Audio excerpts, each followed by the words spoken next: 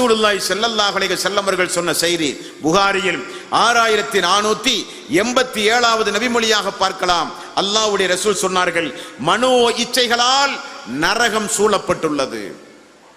மனோ இச்சைகளால் நரகம் சூழப்பட்டுள்ளது. சொர்க்கம் சிரமங்களால் சூழப்பட்டுள்ளது. சொர்க்கத்தை அடைவதற்கு மிகப்பெரிய விலை நீங்கள் கொடுக்க வேண்டும். அந்த சொர்க்கத்தை அடைவதற்கு தகுதியுடையவர்கள் தானா என்று அல்லாஹ் ரப்பல் ஆலமீன் எப்பொழுதெல்லாம் பரிசோதனை செய்கிறானோ அப்பொழுதெல்லாம் அதை எதிர்கொண்டு ஒரு இறை விசுவாசி வாழ வேண்டும்.